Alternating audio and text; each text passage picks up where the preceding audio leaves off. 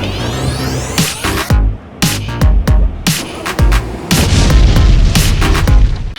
guys! Salamat pagi. Ay, wait. Go. Hi guys! Salamat pagi, salamat malam. So this is Tim Vena Adventures. In part of this video, we will do another reaction, and this video is not about song or music or what. So it's about Malaysia. So how Malaysia did the possible, or how do you fight the things that we're facing right now. So let's start. Let's start.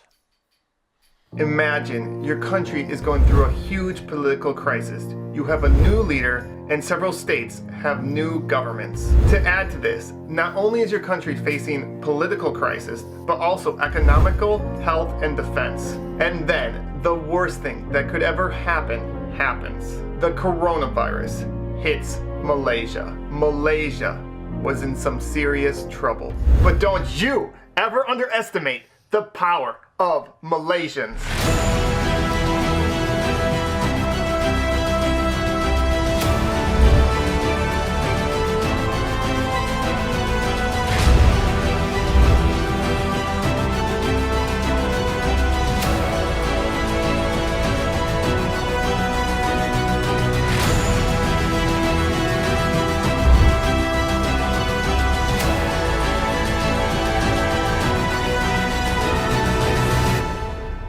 Here are 15 ways that Malaysia did the impossible. Number 15, donations and volunteer organizations. So many people volunteered and so many organizations helped out. For example, Emirat provided healthcare workers with food, AC units, and raised over 3 million ringgit for medical supplies. You know what? The intro is already goosebumps for me. Yeah. Number 14, top doctor. Dr. Noor Hussam Abdullah has been ranked one of the top doctors in the entire world at fighting the coronavirus. And not only does he present accurate facts, he's able to do it in a way that gathers support and also keeps people calm as he does it. Number 13, the movement control order and the enhanced movement control order. These things are not easy to pull off, and it took so many people in different organizations to work together to have them work. Number 12, indirect volunteers. There are so many people that helped out and volunteered and did so many different things like food delivery. Number 11, building temporary hospitals. Malaysia was able to build temporary hospitals very efficiently and quickly. For example, the largest agro park in Asia was able to be built into a hospital in 3 days. Number 10. What, 3 days? Isn't they build a hospital in 3 days, right? For example, the largest agro park in Asia was able to be built into a hospital in 3 days. Number 10, the Tublai cluster. The Tublai cluster complied with any order from MOH, and they never complained even though they had to wait long hours in the heat. Number 9, banks. Banks lent to the borrowers for 6 months. Number 8, universities. Universities allowed students to stay for free. There are a lot of banks. There are a lot of banks that they want to lend the countries. I mean, yeah, they want to help the country as well. So you know what? While he's talking, I'm thinking as well that what if like most of the countries, or actually all of the countries, is like Malaysia.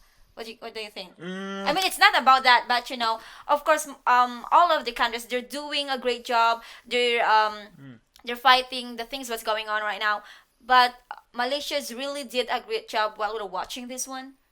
Yeah. There's a lot of uncertainty in the world right now, so I think it's really hard to evaluate like how these things are going until like in a while. But what I like is that people, like normal people, they kind of support each other. Oh, that's I amazing. think that's what impresses me the most. And I think. we all know that all of the world, all of the countries, they're helping each other. But as we can see into Malaysia, they really did a great job for me. Yeah, it's for the government initiatives, we have to wait and see because we don't really know what's going to happen in the future. Yeah. But for people just being nice to each other and helping each other out, that's obviously a good thing. And I think Malaysia did a great job there. 9, banks. Banks lend to the borrowers for 6 months. Number 8, universities. Universities allowed students to stay for free and provided them food as well. Number 7, stipends. Nearly 4 million homes received up to 1,600 ringgit. Number 6, ignoring politics. Opposition leaders came together and forgot about politics for the Oh, I good want of that. Malaysia. Now that is really cool. That is really cool. Yeah, I just repeat what you said, and that's really amazing. You know, they don't care about politics. What they care is to help people, and that's amazing for me. Yeah, I think we know. I mean, if you know a little bit about Malaysian politics, it's quite it can be quite tough. So I think that's great that the people can kind of look beyond their personal like conflicts and like political conflicts and come together. So that's of course a very good thing. Number 5, protecting the most vulnerable. Malaysia did a great job in protecting those that were most vulnerable, homeless and foreign workers. They were put in public halls and provided a tent. Number 4, Malaysians returning home. Malaysians returning home from overseas were provided a free hotel, free food, and COVID-19 testing during their 2-week quarantine. Number 3, respect for frontline workers. I've never seen so much respect and love for frontline workers. It was so beautiful to see all the support Malaysians gave to the frontline workers. Number 2, fixing the PPE shortage for frontline workers. At the beginning of the crisis, there wasn't enough PPE for all the frontline workers, and so Malaysians took it onto themselves. For example, a fashion designer realized she had a skill set that could be very valuable, and so she took the initiative to organize an entire team. That's the word, initiative. You know what? While I'm watching this one, I'm a bit, I'm a bit emotional because I'm a Filipina, and I know, guys, that you heard a bit, news into the Philippines, that we're also have the same situation, that we're experiencing a lot of things. But I'm a Filipina, but what I'm gonna say is, I'm so proud to Malaysia. Oh shucks, I'm so proud to Malaysia. Look what they did. Yeah, yeah. To make PPE. Prisoners made PPE, college students made PPE, even a Malaysian born with no arms didn't let that stop her from making PPE. Oh wow. And number 1, most important, is teamwork. It didn't matter if you were a celebrity or an average person.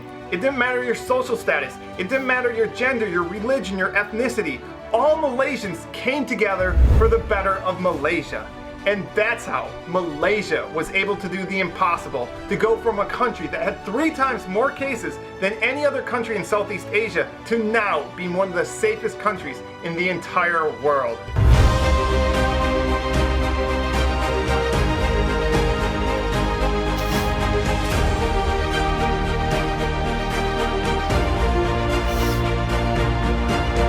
And lastly, I'd like to thank all the Malaysians that helped make this video possible. So many of you wrote to me, sent me videos and pictures, and specifically Pacific Baku, who's a motorcycle rider, let me take lots of his footage, along with Q Productions, who took beautiful sweet drone one. shots. And you can find links to their channels in the description. So thank you to all of you who helped make this video possible.